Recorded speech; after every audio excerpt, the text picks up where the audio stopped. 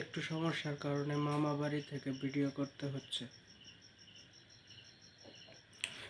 ধরেন করিমের ছেলের পড়াশোনার পেছনে 25 লক্ষ টাকা খরচ করা হয়েছে, আর খলিলের ছেলের পড়াশোনার পেছনে 2.5 লক্ষ টাকা খরচ করা হয়েছে। করিমের ছেলে পাইলট হয়েছে, খলিলের ছেলে ব্যবসায়ী। সমাজের কি উচিত খলিলের ছেলেকে করিমের ছেলের সাফল্যের সাথে তুলনা করা? উত্তর, না, সমাজের উচিত নয় খলিলের ছেলেকে করিমের ছেলের সাফল্যের সাথে তুলনা করা। এই তুলনাটি কেবল অযৌক্তিক নয়, বরং এটি একটি বড় ধরনের লজিক্যাল ফ্যালাসি বা যুক্তির ভুল।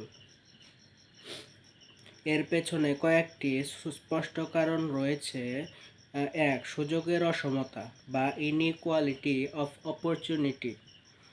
সাফল্যকে কখনোই শুধু ফলাফল দিয়ে বিচার করা যায় না, বরং কে কতটুকু সুযোগ নিয়ে শুরু করেছে তা দেখা জরুরি।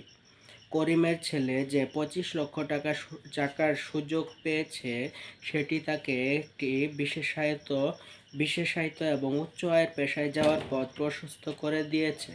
তার সাফল্যের পেছনে বড় ভূমিকা ছিল বিশাল বিনিয়োগের। খলিলের ছেলে মাত্র 2.5 লক্ষ টাকায় পড়াশোনা শেষ করে নিজের চেষ্টায় একজন ব্যবসায়ী হয়েছে।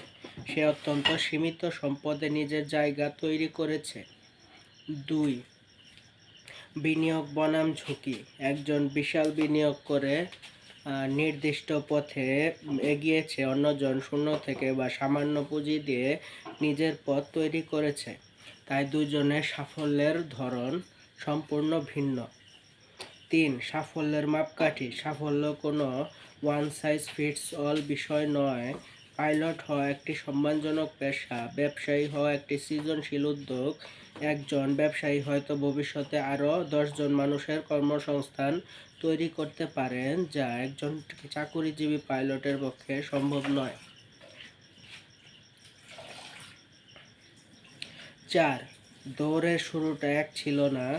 এটি অনেকটা এমন যে একজনকে আপনি রেসিং কার দিলেন আর অন্যজনকে দিলেন একটি সাধারণ সাইকেল। এরপর রেস শেষে বললেন রেসিং কারের চালক কি সেরা। এখানে রেসিং কারের চালক দক্ষ হতে পারেন, কিন্তু সাইকেল চালক যেটুকু পথ পাড়ি দিয়েছেন তা তার সীমাবদ্ধ সম্পদের তুলনায় অনেক বেশি কৃতিত্বের। উপসংহার: আমাদের সমাজ প্রায়ই সাফল্যের পেছনের গল্প বা বিনিয়োগ না দেখে শুধু কে কত টাকা আয় করছে বা তার কার পদবি কি, কার চাকরি কি তা নিয়ে বিচার করে।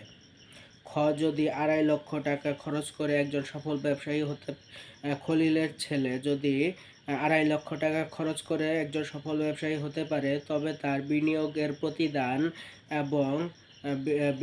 প্রতিদান মানে রিটার্ন অন ইনভেস্টমেন্ট, বিনিয়োগের প্রতিদান এবং পরিশ্রমের গুরুত্ব কোনোভাবেই করিমের ছেলের চেয়ে কম নয়। প্রকৃতপক্ষে কম সুযোগ নিয়ে যারা মাথা তুলে দাঁড়ায়, তাদের জীবনযুদ্ধ অনেক বেশি অনুপ্রেরণাদায়ক।